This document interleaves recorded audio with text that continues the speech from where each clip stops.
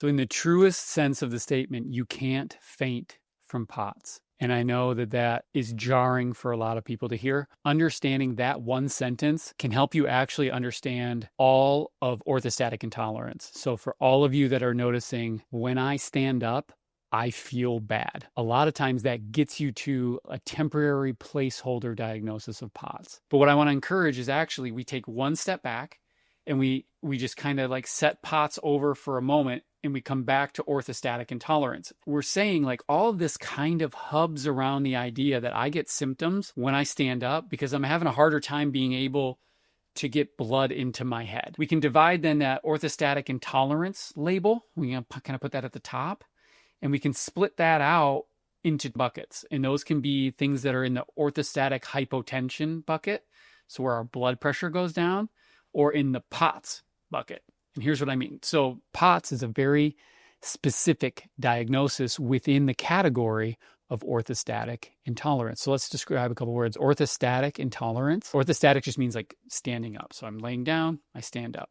Intolerance, I don't do that very well. If you come over and look at the POTS diagnosis, postural orthostatic, right? So I'm standing up again. Tachycardia, my heart rate goes up. Syndrome. And the syndrome part means that when I get that tachycardia, when I stand up, I experience these symptoms. One of the key features is that you see the heart rate change when you stand up, but there's no change in blood pressure. And because there's no change in blood pressure, it means that that tachycardia, that heart rate going up, is sufficient enough to be able to maintain your blood pressure. So it's compensation in a way that supports continuing to get blood flow into your, at least your body, hopefully your brain. Now, where the departure happens is if I'm fainting, then there's a high probability that we're having a moment when we are losing that blood pressure to the brain. And there are a couple ways this happens. This happens through orthostatic hypotension. In the orthostatic hypotension bucket, what we're saying is when you're standing up, the blood pressure is actually dropping. In my experience, a lot of people that have headed down the POTS road are measuring their heart rate really well, but at the expense of measuring the blood pressure, when the blood pressure is actually the key feature, because that's what you need in order to be able to move oxygen through the body, especially to the brain. So if we're going to split orthostatic hypotension, we can break it down really easy.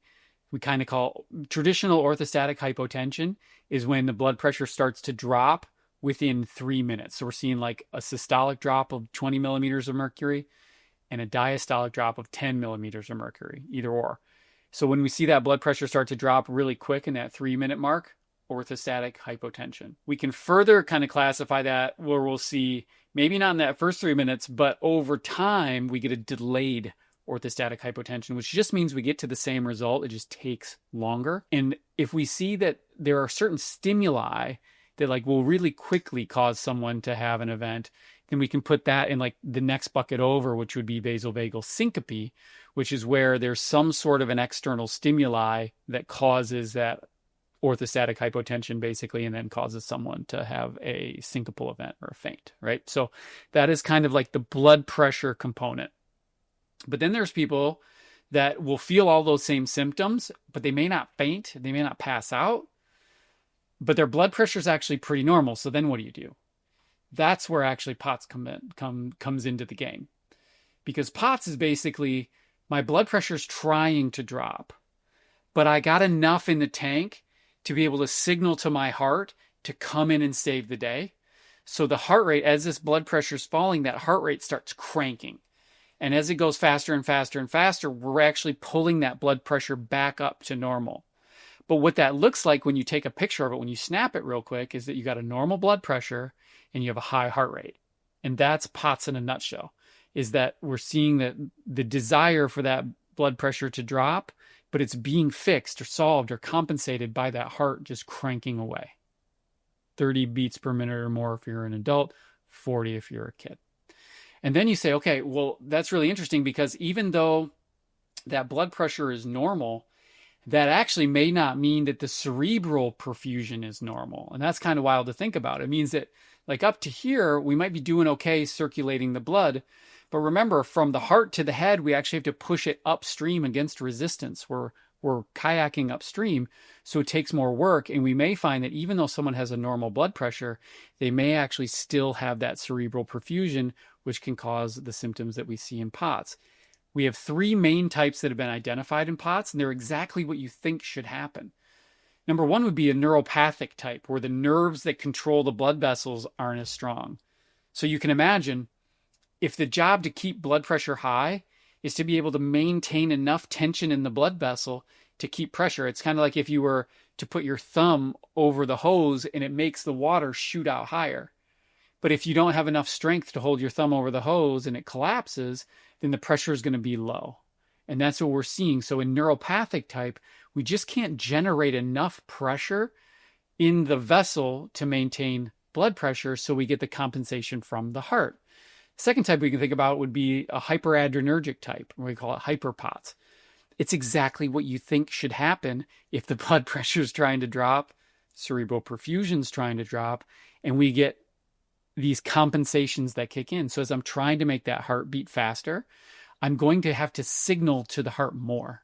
And I'm going to use norepinephrine as the signaling molecule within the sympathetic nervous system to be able to ask that heart to beat more.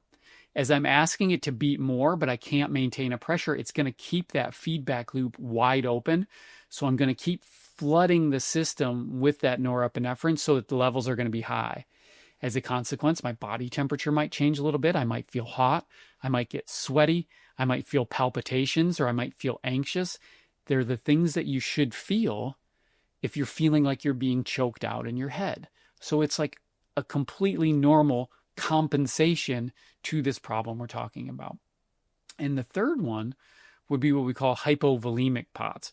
It's really hard to measure that absolutely. It's hard to know like exactly how much blood pressure you have, but you can think about, or blood volume you have, but you can think about it in terms of, are we accurately sending blood throughout the body in a dynamic way? So is my brain controlling the distribution or the allocation of my blood effectively?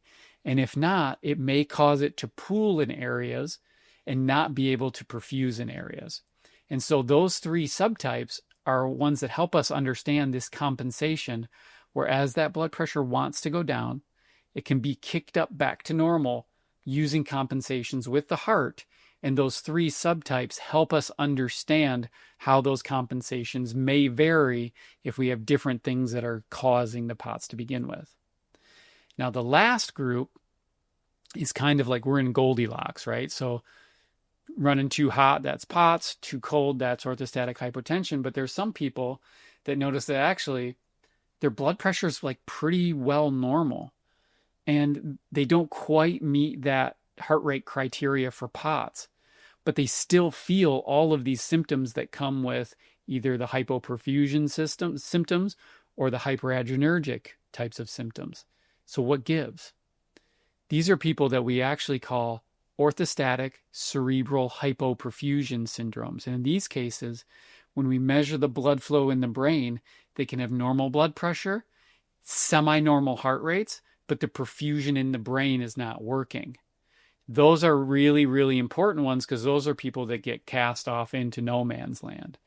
But we see in these cases, we're looking specifically at the blood vessels in the brain because they operate differently than the blood vessels in the body. And we can have 3 main types of problems here.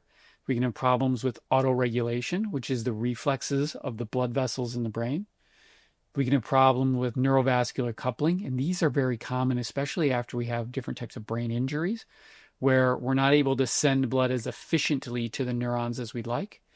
And then we can have problems with vasoreactivity, which is actually the reflex related to carbon dioxide levels that help us shunt blood to the areas that are the most active in the brain. So between these things, looking at orthostatic hypotension, looking at POTS, and looking at these variables that are with orthostatic cerebral hypoperfusion, we can kind of get this nice kind of rounded view of orthostatic intolerance as a whole. And then you can understand why you're fainting. If your blood pressure is allowed to go down enough to where we create hypoperfusion, then that's where we may see someone faint. But it means that they probably don't have POTS. But all is not lost, because we do have a bucket to put you in. And we also have ways to start thinking about each one of these problems as a different mechanism to solve it in a different way. It begs the question of why are we treating them all generally the same?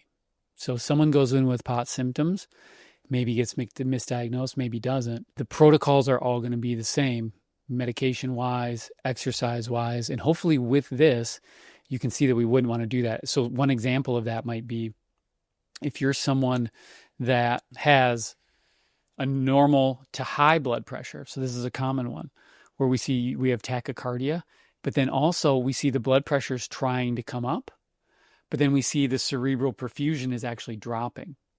A lot of times people will see that blood pressure going up and they'll think we need to bring that pressure down. So they'll use an anti-hypertensive medication. And then what we find is that blood pressure is coming down in a way that actually pulls the perfusion down even more. People feel worse. It's also really common if that blood pressure is being maintained and we put someone on a beta blocker. But remember, what is the purpose of that heart rate going up? It's to keep the blood pressure stable.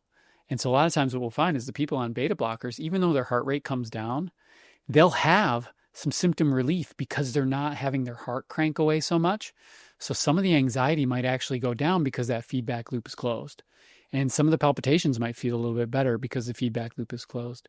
But if we look a little bit closer, for some of these people, by pulling that heart rate down, it actually will pull the blood pressure down or pull the cerebral perfusion down in a way that makes the hypoperfusion symptoms even worse, makes it harder to be able to go forward. So these are just examples of how we might to start having a little bit more nuance in how we're thinking of volume expansion. How do we think of compression socks? How do we think of adding salt? How do we think of medications? And how might we use some strategies that are more targeted to the actual problem rather than putting everybody in the same bucket and hoping that some of them are going to feel better and throwing some meds at them and seeing what comes from it. So this is why neurorehabilitation is the gold standard in this, because it allows us to target the direct mechanism underneath it as the primary treatment rather than simply trying to solve for the symptoms. Leave us some comments. Let us know kind of what your experiences are. Be nice to the people in the chat, please. And we'll talk to you soon. Thanks.